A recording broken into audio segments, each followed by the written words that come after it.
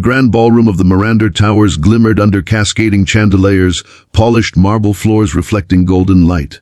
Dozens of executives, dressed in sharp suits and glittering gowns, sipped champagne and laughed as the company's annual gala unfolded. But amid the grandeur, unnoticed in the corner, was an old janitor pushing his mop slowly, head bowed, back slightly bent from years of work. His name was Thomas Rivera, 60 years old, his faded uniform and calloused hands making him nearly invisible to the crowd. Yet that night, fate would lift him from the shadows into the brightest light of all. For in just one exchange, sparked by a challenge, a laugh, and a piano, Thomas would silence the most powerful man in the room and awaken something long buried within himself. If you believe in kindness, second chances, and the power of hidden gifts, please take a moment to like, comment, share, and subscribe to our channel, Kindness Journal, because stories like this deserve to be remembered. The evening's highlight was meant to be a showcase of wealth and success. Victor Harlow, the ruthless CEO of the corporation that owned Miranda Towers, had built an empire on ambition, pride, and ego. Tall, silver-haired, and charismatic, he thrived on commanding attention. Standing near the grand piano at the center of the room, Victor tapped his champagne glass, drawing silence from the buzzing crowd. "Tonight," he announced, I propose something daring. We are celebrating not just business, but artistry, passion, and talent. So let us have a little game." He smirked, his eyes scanning the room. "If any man here can sit at this piano and play Chopin's Ballade No. 1 with perfection, I will grant him a prize greater than wealth. I will give him the hand of my daughter, Isabella, in marriage." Gasps and laughter rippled through the crowd. Isabella, a graceful woman in her 20s with a soft smile and eyes that carried quiet rebellion, shifted uncomfortably. She had never agreed to this spectacle, but her father's word was law. Men in tuxedos joked nervously, some stepping forward, others shaking their heads, for Chopin's Ballade was known to be one of the most challenging pieces ever written. A performance of fire and poetry, demanding not just technical skill but a soul steeped in music. One young banker tried his hand, his fingers fumbling after just a few bars, and the audience erupted in laughter. Another, a lawyer, pounded through a few wrong notes before giving up in red-faced embarrassment. Victor roared with amusement. "You see, Chopin is not for amateurs." He lifted his glass again, reveling in his control over the room. Then a voice came quietly from the back, hoarse but steady. "I can play it." All heads turned. The janitor, Thomas, still holding his mop, had spoken. For a moment, silence fell over the hall, broken by a few mocking chuckles. Victor's brows rose in disdain. "You," he scoffed, his tone dripping with arrogance. "A man who scrubs floors dares claim he can play Chopin."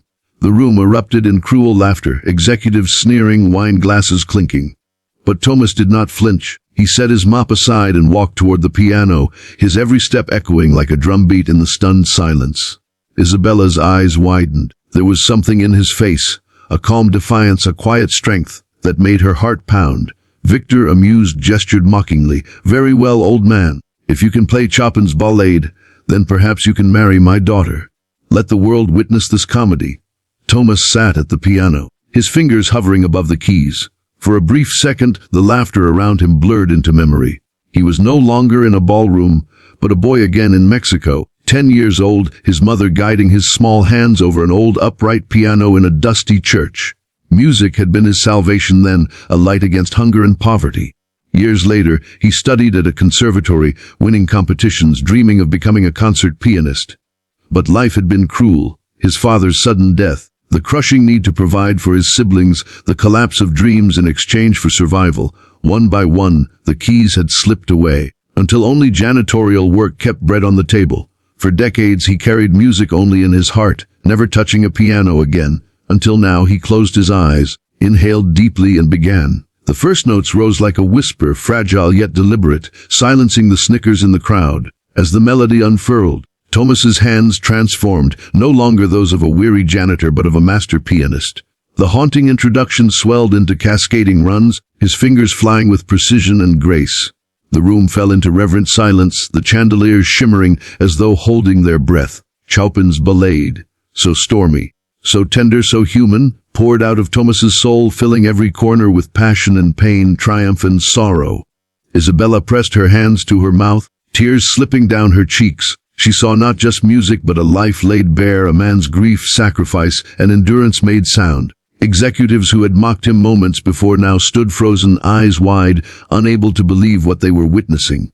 Even Victor's smirk faltered, his glass lowering slowly, replaced by an expression of disbelief. The piece surged toward its tempestuous climax, Thomas attacking the keys with fire, then dissolving into passages of aching beauty. His body swayed, his face glistened with sweat, and his soul seemed to hover above the piano, transcending the years of silence that had shackled him. The final chords thundered and dissolved into stillness, leaving the room breathless. For a long moment, no one moved. Then, as though awakened from a dream, the audience erupted in applause, not polite but thunderous, people rising to their feet, some even weeping openly. Thomas sat still, breathing heavily, hands trembling, staring at the keys as though saying goodbye to an old friend. Slowly he stood and turned toward Victor. The CEO's face was pale, his arrogance shattered. "Well," Thomas said quietly, his voice carrying across the hall, "do you still mock a janitor's hands?" Victor's jaw worked, but no words came.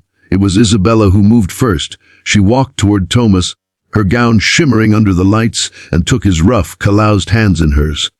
"You didn't just play Chopin," she whispered, her voice trembling. "You played life itself." The audience roared in approval, but Victor's pride bristled. He forced a laugh. This was a performance, nothing more. Marriage was a joke. Do not take it literally. His words sounded hollow, stripped of their usual power. But Isabella stood firm, her eyes blazing with newfound defiance. "Feather, all my life you treated love as a transaction, a trophy to display. But tonight, Thomas reminded me of what truly matters: heart, sacrifice, and truth. I will not marry a man of your choosing. But if I ever choose, it would be someone with his soul." Victor was silenced at last. The applause shifted, not for him, but for Thomas, the janitor who had risen above humiliation to reveal the greatness within.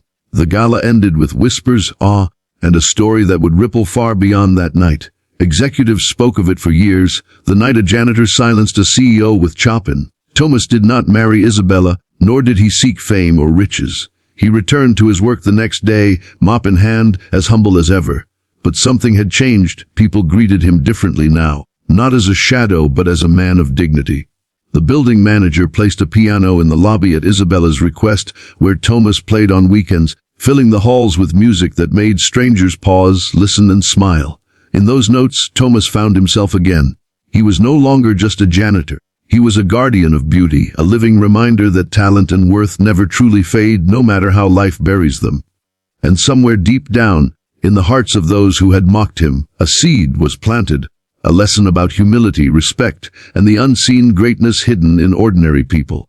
If this story touched your heart, please take a moment to like, share, and subscribe to Kindness Journal. It helps us spread stories that remind the world of the power of resilience and humanity. And before you leave, we'd love to hear from you. What hidden talent have you or someone you know kept buried for years? Please share it in the comments. We can't wait to read your stories. Because sometimes all it takes is one moment, one chance, and one song to reveal who we truly are.